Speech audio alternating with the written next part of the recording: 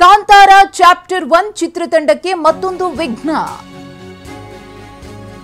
Kantara chapter 1 ಚಿತ್ರತಂಡಕ್ಕೆ ಮತ್ತೊಂದು ವಿಘ್ನ ಎದುರಾಗಿದೆ. ಕಾಂತಾರ ಚಿತ್ರದ ಕಲಾವಿದರಿದ್ದಂತಹ ಮಿನಿ ಬಸ್ ಅಪಘಾತಕ್ಕೀಡಾಗಿದೆ.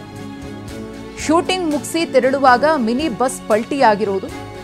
ಸುಮಾರು 20 ಜೂನಿಯರ್ ಕಲಾವಿದರು ಈ ಮಿನಿ ಬಸ್ನಲ್ಲಿ ಪ್ರಯಾಣವನ್ನ ಮಾಡ್ತಾ ಇದ್ರು.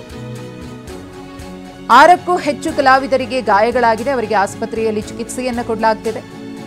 ಉಡುಪಿ ಜಿಲ್ಲೆ ಬೈಂದೂರಿನ ಜಡ್ಕಲ್ ಬಳಿ ಆಗಿರುವಂತಹ ಘಟನೆ ಇದು.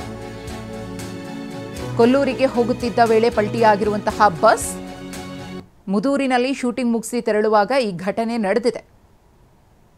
ಕಾಂತಾರ ಚಾಪ್ಟರ್ 1 ಬಹು ನಿರೀಕ್ಷಿತ ಸಿನಿಮಾ, ರಿಷಬ್ ಶೆಟ್ಟಿಯವರ ನಿರ್ದೇಶನದ ಸಿನಿಮಾ. ಆದರೆ ಈ ಚಿತ್ರದ ಜೂನಿಯರ್ ಆರ್ಟಿಸ್ಟ್ಗಳು ಬಸ್ ಪಲ್ಟಿಯಾಗಿ ಗಾಯಗೊಂಡಿದ್ದಾರೆ. ಈ ಕುರಿತು ಮತ್ತಷ್ಟು ಮಾಹಿತಿಯನ್ನು ಕೊಡ್ತಾರೆ ನಮ್ಮ ಪ್ರತಿನಿಧಿ ಪ್ರಜ್ವಲ್. ಯಾವಾಗ ಆಗಿದ್ದು ಘಟನೆ, ಏನಾಯಿತು ಅಂತ?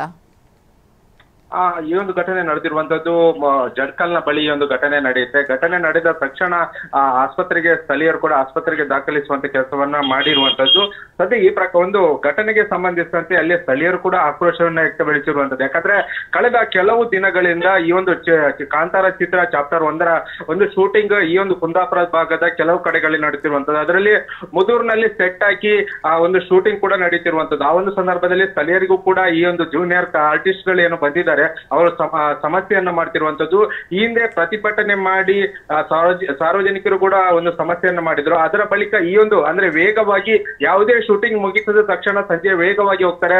ಆ ಒಂದು ಸಂದರ್ಭದಲ್ಲಿ ಈ ಹಿಂದೆ ಕೂಡ ಅಪಘಾತ ನಡೆದಿತ್ತು ಎಂಬ ಮಾಹಿತಿಯನ್ನು ಕೂಡ ಸ್ಥಳೀಯರು ಕೊಟ್ಟಿರುವಂತದ್ದು. ಸದ್ಯ ಈ ಒಂದು ಪ್ರಕರಣಕ್ಕೆ ಸಂಬಂಧಿಸಿದಂತೆ ನಿನ್ನೆ ಆ ಗಾಯಾಳುಗಳನ್ನ ಕುಂದಾಪುರ ಮತ್ತು ಜಡ್ಕಲ್ ಆಸ್ಪತ್ರೆಗೆ ದಾಖಲು ಮಾಡಲಾಗಿತ್ತು. ಅದರ ಬಳಿಕ ತರಾತುರಿಯಲ್ಲಿ ನಿನ್ನೆ ಅವರನ್ನ ಡಿಸ್ಚಾರ್ಜ್ ಮಾಡಿ ಕರೆದುಕೊಂಡು ಹೋಗಿರುವಂತದ್ದು ಸಾಕಷ್ಟು ಅನುಮಾನಗಳಿಗೂ ಕೂಡ ಒಂದು ಗ್ರಾಸವಾಗಿರುವಂತದ್ದು. ಯಾಕಂದ್ರೆ ನಿನ್ನೆ ತಡವಾಗಿ ಘಟನೆ ನಡೆದ್ರು ಕೂಡ ಗಂಭೀರ ಗಾಯಗೊಂಡವರನ್ನ ನಿನ್ನೆ ಯಾಕೆ ಡಿಸ್ಚಾರ್ಜ್ ಮಾಡಿದ್ರು ಎಂಬ ಚರ್ಚೆಯು ಕೂಡ ನಡೀತಿರುವಂತದ್ದು. ಮತ್ತೊಂದು ಕಡೆಯಲ್ಲಿ ಕೊಲ್ಲೂರು ಠಾಣೆಯಲ್ಲಿ ಯಾವುದೇ ಒಂದು ಪ್ರಕರಣ ಕೂಡ ದಾಖಲಾಗಿಲ್ಲ.